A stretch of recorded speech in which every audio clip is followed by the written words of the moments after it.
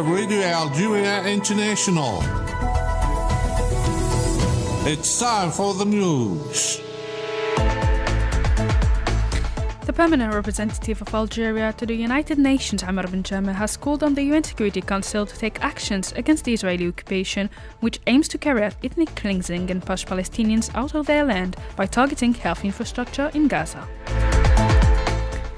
The permanent observer of the State of Palestine to the UN, Riyad Mansour, has hailed Algeria's relentless efforts in defending the rights of the Palestinian people against the massacres perpetrated by the Zionist forces, pointing out to the lessons drawn from the Algerian Glorious Revolution. At least 59 people have been killed over the last 24 hours in Gaza in Israeli airstrikes that mainly targeted the cities of Gaza and Khan Yunis in the northern part of the enclave.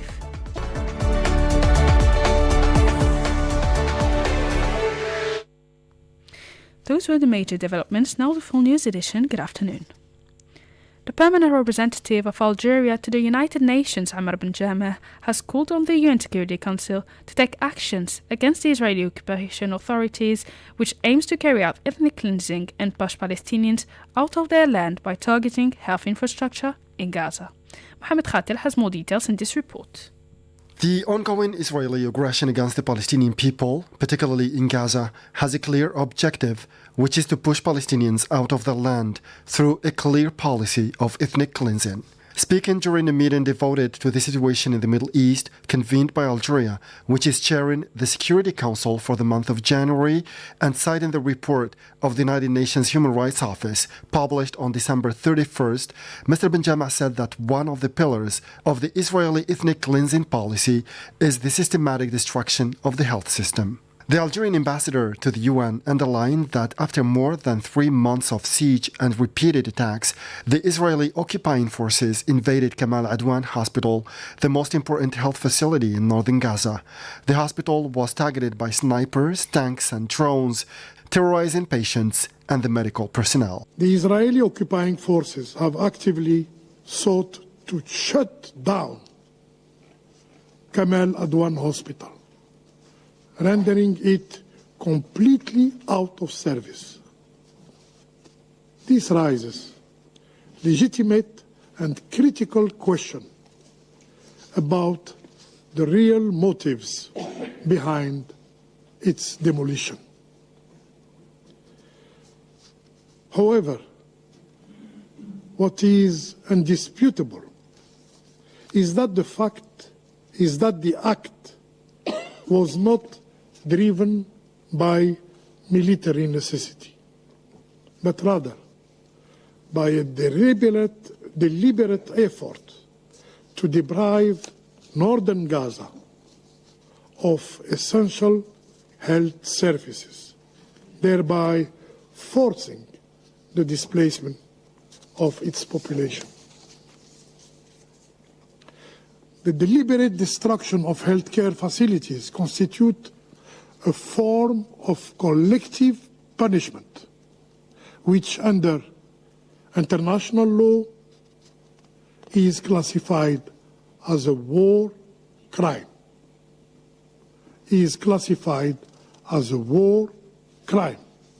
Mr. Benjama stressed that 136 Israeli strikes have targeted at least 27 hospitals and 12 other medical facilities, causing considerable damage, adding that in Gaza, 53% of hospitals are completely out of service. The Algerian ambassador underlined that NGOs report cases of torture and ill treatment against medical personnel, while the UN indicated that several doctors have died during their detention by the Israeli authorities. 53% of hospitals in Gaza are no longer operational. Out of 138 primarily health centers, only six remain fully functional. 130 ambulances have been damaged. Over 14,000 patients require urgent medical evacuation abroad, and more 1,000 healthcare workers have been killed, and hundreds of healthcare workers have been detained by the Israeli authorities. NGOs reported on case of torture, on cases. Mr. Benjama also cited the additional protocol of the Geneva Convention and Security Council Resolution 2286, which stressed the need to protect medical personnel and health infrastructure during armed conflicts. To justify the unjustifiable, the occupying authorities said that the hospitals were used for military purposes by Palestinian armed groups. In response, he cited the report of the UN Human Rights Office, which stated that these allegations were not supported by evidence and that they had been contradicted by publicly available information. To conclude, Mr. Benjama called for an investigation into the Israeli aggression targeting health facilities in Gaza, emphasizing that the barbarity of the Israeli occupying authorities was encouraged by a feeling of impunity and immunity which must come to an end. Meanwhile, the permanent observer of the State of Palestine to the UN, Riyad Mansour, has hailed Algeria's relentless efforts in defending the rights of the innocent Palestinian people against the massacres perpetrated by the Zionist forces, pointing out to the lessons drawn from the Algerian Glorious Revolution. I would like to thank you for your relentless international efforts to defend the Palestinian people and its just cause, particularly in light of the continued illegitimate Israeli colonialist occupation and its continued massacres against our civilian populations. We have learned from your experience, Mr. President, and from your glorious Algerian Revolution, and from the experiences of the peoples under occupation and colonialism, as a historic witness on the necessity to abolish colonialism and occupation, and that recovering freedom and independence will no longer be a hope, but a reality and a truth, however long it takes. That was the permanent observer of the State of Palestine to the UN, Riyad Mansour. And as Palestine's representative to the UN, Riyad Mansour once again condemned the blatant war crimes and genocide carried out by the Israeli occupation army in Gaza. At least 19 Palestinians, including 8 children, were killed in renewed airstrikes on the territory. Palestinian sources said several other people were wounded in the bombardments, which mainly targeted the towns of Gaza and Khan Yunis in the southern part of the enclave. They stated that at least 59 people were killed for the past 24 hours in Gaza, bringing to over 45,700 the number of Palestinians killed since the Israeli army launched its attacks on the territory. In this respect, the World Health Organization for the occupied Palestinian territories, Rick Pipcorn, warned against the seriousness of the health crisis in Gaza, where he stressed the number of victims represents 7% of the population. Addressing a meeting of the UN Security Council on the collapse of the health system convened by Algeria, he stressed that over 25% of the over 105,000 civilians wounded were confronted to conditions that have changed the course of their lives. The relentless attacks carried out by the Israeli army have mainly targeted Gaza's vital infrastructure, including health facilities and hospitals, worsening furthermore the dire humanitarian crisis in Gaza. In this connection, the UN High Commissioner for Human Rights, Volker Turk, recalled that the protection of hospitals remained one of the obligations that must be respected by all sides in all times. The protection of hospitals during warfare is paramount and must be respected by all sides at all times. The destruction of hospitals across Gaza goes beyond depriving Palestinians of their right to access adequate health care. Those hospitals provided sanctuary for thousands of people with nowhere else to go. The destruction wrought by the Israeli military's attacks last Friday on Kamal Adwan Hospital, the last functioning hospital in North Gaza, reflects the patterns of attacks documented in the report. Some staff and patients were forced from the hospital, while others, including the general director, were detained, with many reports of torture and ill treatment. The Israeli military announced the next day that its months-long operation in North Gaza was concluded with the separation of North Gaza from Gaza City. We are now seeing reports that parts of North Gaza are almost completely emptied of Palestinians. He recalled that the civilian population must not be targeted by military operations as provided for by the international law.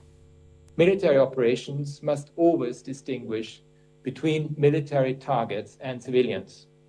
the use of heavy weapons against hospitals is difficult to reconcile with that principle. Failure to respect these principles is a breach of international humanitarian law. Intentionally directing attacks against hospitals and places where the sick and wounded are treated, provided they are not military objectives, is a war crime. Under certain circumstances, the deliberate destruction of healthcare facilities may amount to a form of collective punishment, which would also constitute a war crime. If committed as part of a widespread or systematic attack on a civilian population, such acts may also amount to crimes against humanity. In the meantime, the UN Office for the Coordination of Humanitarian Affairs, OCHA, the Jewish settlers-related violence this year has been the worst ever recorded. It was quoted by the Middle East Eye as saying that 1,400 incidents blamed on Jewish settlers in the West Bank and occupied East Jerusalem were recorded this year, including abuses, arsons, as well as attacks carried out against the Palestinians and their properties. With this last piece of news comes the end of our news bulletin. Stay tuned on Radio Algeria International.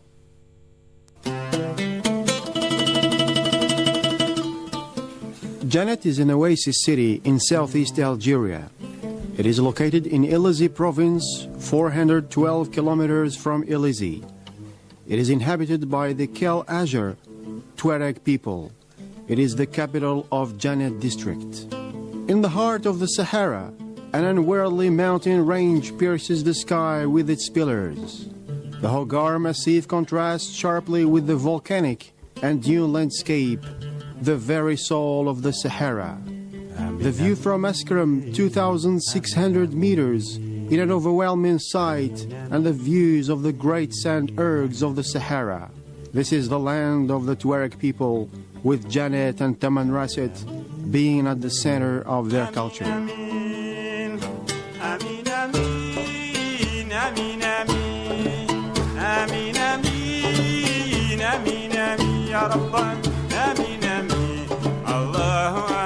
A desert town situated deep in the Sahara, the vast sea of dunes to the south of Janet, the camp at the edge of the dunes watching how the sunlight plays on the shadows and contours of the dunes with subtle changes of color. Askram, one of the highest peaks in the spectacular Atakor Mountains. It is a tough ride through rough and impressive terrain to get to Askram, the hermitage of Father Foucault, the French priest who built the chapel here in 1911.